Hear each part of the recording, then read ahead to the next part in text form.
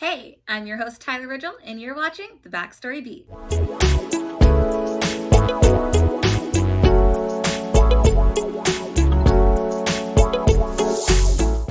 So I typically start these videos with a bit of a life update, but honestly, not too much is going on. I mean, my friends are doing really amazing, with their little businesses and their little goals and whatnot. I'm really proud of them. Keep shining, queens. I love you all. Other than that, I needed a car wash today. I got it. I needed it. I mean, it was so bad. My car was so dusty because, it's just been collecting dust from quarantine, and I still didn't get all the dirt off because I tried this new car wash that I don't usually go to. You guys don't care. But I guess we can just hop in today's topic because there's a lot happening with celebrities and whatnot, and today I decided that I'm going to start with the not so great stuff, and we're going to end with a bang. And by bang, I mean TikTok. Now, we all know Hollywood can be a pretty gruesome place for everyone, but specifically this time we're talking about Black women. Thandie Newton spoke out about her experience with racism and sexism in Hollywood, and unfortunately she's mentioning some really big names. The 47-year-old actress can be known for her roles on Westworld, ER, The Pursuit of Happiness, and Beloved. And if you're Black, I know you've seen Beloved, or your family just didn't raise you right. Because something that really sticks out in my memory from childhood like a sore thumb is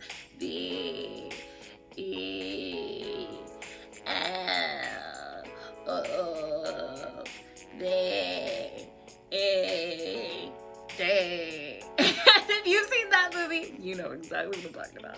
Woof! Triggered. But forget about the trauma from my childhood. This is something serious that we need to talk about and address because this is something that unfortunately many women have experienced. Newton says Tom Cruise brought on a lot of insecurity to her during her role for Mission Impossible 2 by mansplaining. Cruise filmed himself playing her role so she could do better, I guess? Excuse me? I have just as much credibility to be here as you do. I mean, not me, but Thandie Newton. She had just as much credibility to be there as he did, and she did not need him to be her freaking coach. Excuse you. Do you know who I am? Don't you see these chops? I know you see these chops. But Newton was able to put all of that aside and still calls him a nice person. Newton mentioned a separate incident with the Sony Pictures chairperson, Amy Pascal, who tried to tell her that she needed to be more convincing as a Black woman by getting up on a table and shaking her butt.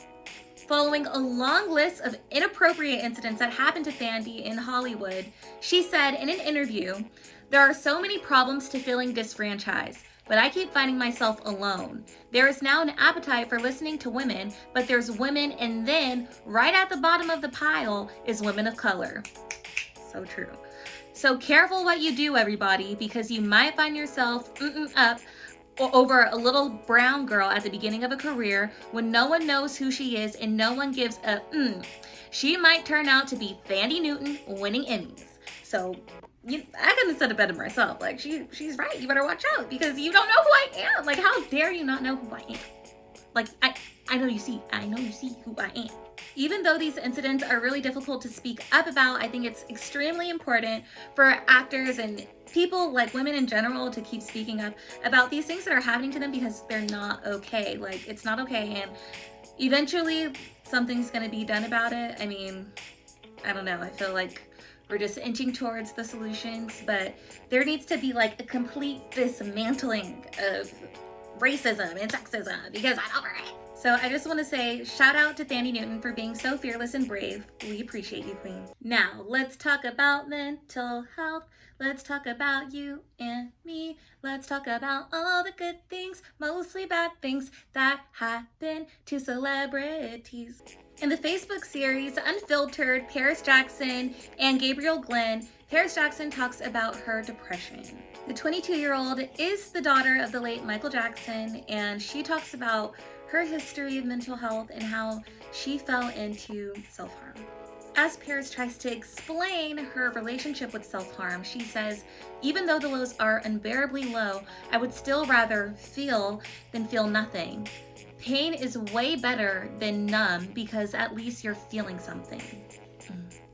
For Paris, self-harm was her way of not only coping with her depression, but her weight gain after losing her dad in 2009. And I can understand where she's coming from, like just wanting to feel something. But, you know, there's other ways we can do things, you know, therapy, just like speaking to people that we love, you know. This isn't something that I've struggled with, but I can understand where she's coming from. But I don't know, you never know what's going through people's minds. So make sure you check in with the people you love, because you never know what's going on.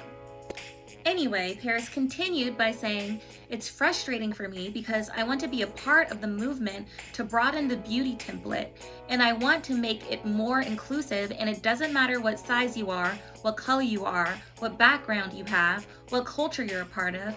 I want to be a part of the movement that broadens that, but it's difficult when I fit into the stereotypical original standard template of it."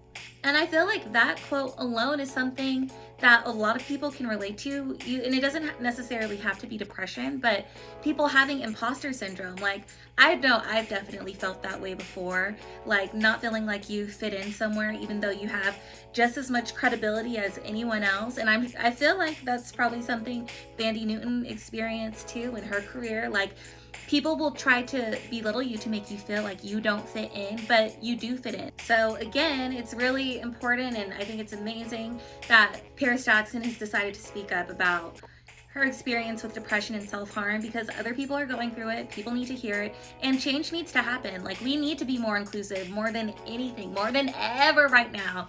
We need people to be inclusive because people are changing. Like, the world is so diverse. It's so diverse, and we haven't even discovered like half of what's out there. So, you know, my advice to everyone is just to keep doing you, be proud of who you are no matter what. Like, even if it's not something that you're used to being, if you gained a little weight, you got a few extra rolls like I do because quarantine, it's okay. You have to love yourself and accept yourself for who you are.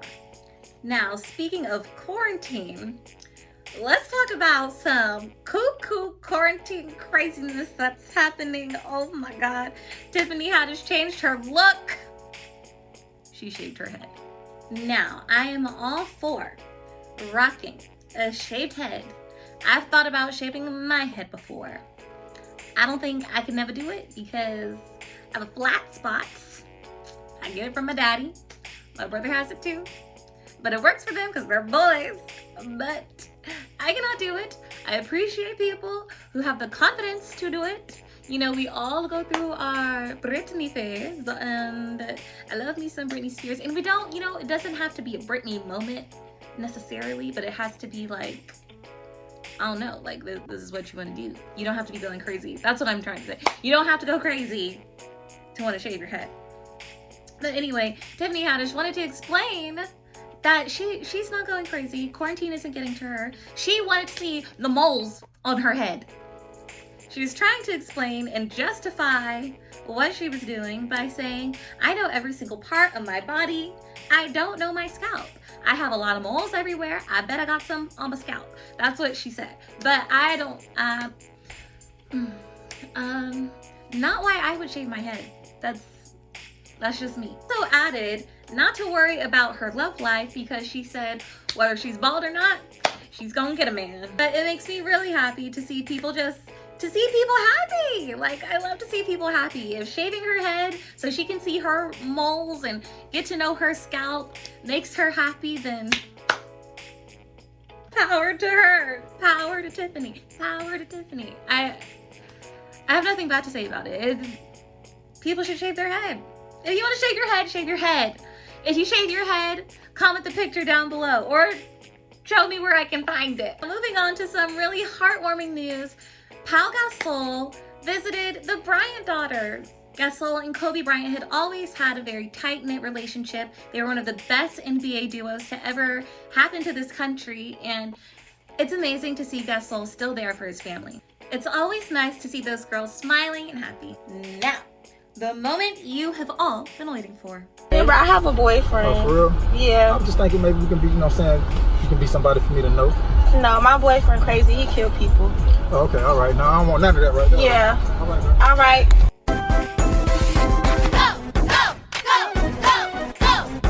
TikTok.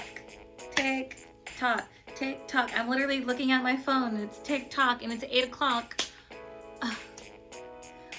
They knew exactly what they were doing when they called that TikTok. Anyway, celebrities are taking over this app. And let's just start with Miley Cyrus and Cody Simpson. Oh my gosh. Okay, personally, I was not a fan of this couple at first. But now I find them pretty adorable. I feel like they suit each other. They're on TikTok together doing routines or whatnot.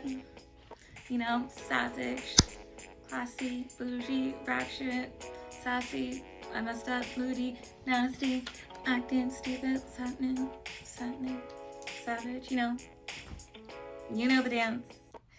They're doing all of that good stuff, and the queen of TikTok, Shay Mitchell. Oh my gosh. Okay, so her TikTok was hilarious because she had like the wind like blowing in her hair. She was like how her videos turned out on TikTok, wind and everything, like bad, like all that. And then she shows like what people don't see on TikTok, and it's her looking like a goofball, like how I look 99% of the time. But anyway, I stan Shay Mitchell. She's gorgeous and she's so funny. Talk about the other queen, Lizzo, who paired up with one of her friends to do that, what's it called? That's like, all my ladies, did you hear what the I said? Shake some, some butt. I did it with my friends. That's why I know. But she did that video with her friend, and hilarious. You know Lizzo. That booty's everywhere. But that is all for the Backstory Beat today. If you liked today's video, please like, share, comment, and subscribe. And don't forget to leave a comment down below what you thought of today's video. And would you shave your head just to see your moles? Let me know. And I'll see you later. Bye.